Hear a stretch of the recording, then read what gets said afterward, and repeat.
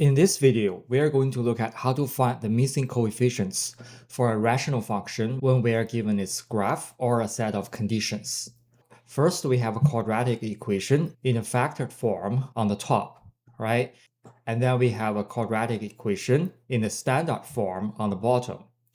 To find our three unknowns, we are going to use three specific clues. The first one is a point of discontinuity, or we call it a hole if it's on a plot. The second one is the x-intercept. And the third one is a specific point that the function passes through. Let's start with the idea of the discontinued point. What does a discontinued point mean? A discontinued point happens when you have the exact same factor in both the numerator and the denominator. Imagine we had a function where x minus 4 on the top and x minus 4 on the bottom. If you try to evaluate that at x equals 4, you end up with 0 divided by 0. In math, 0 divided by 0 is undefined or indeterminate, which means the function just doesn't exist at that specific spot. On the graph, we signify this by drawing a little open circle to show there's a break in the curve. In this specific problem, we are told that there is a continued point at x equals minus 2. So this is a huge clue. It tells us that we must have a factor x plus 2 on the top, which we already see is there, and we must also have a factor of x plus 2 on the bottom. Now the denominator is written as x squared plus x minus c, which is the standard form. You might be tempted to try and factor this whole thing out right away, but there's a simpler way to think about it. If x plus 2 is a factor of the denominator, that means when we plug in x equals minus 2, the entire denominator has to equal 0.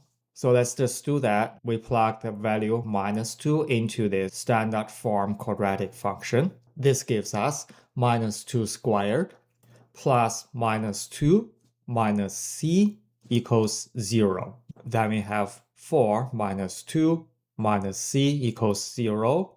Then we can get c equals to 2. We found our first missing value, right? Now that we know the bottom is x squared plus x minus 2, now we can easily factor it. To do this, we look for the two numbers that multiply to give us minus 2 and add up to give us 1, which is the coefficient of that x term, right?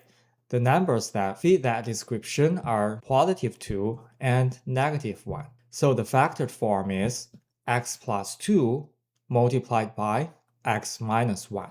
Notice how these x plus 2 terms would cancel out. That's exactly what creates the hole we talked about, right? Now let's move over to the x-intercept. On the graph, the x-intercept is that specific point where the curve crosses the horizontal axis. And if you think about any point on that axis, what do they all have in common? Well, the y values is always 0, right? We are told our graph crosses at 5, 0, which is a fancy way of saying that when we plug in x equals 5, the value of the whole function y must be 0. Now think about what actually makes a function equal 0. If you have 0 divided by 5, that's 0. If you have a 0 divided by 1,000,000, it's still 0. So the only way for an entire output to be 0 is if the numerator or the top part is 0. Of course, we just have to make sure the bottom is not 0 at the same time, or we have that 0 divided by 0 problem again, right?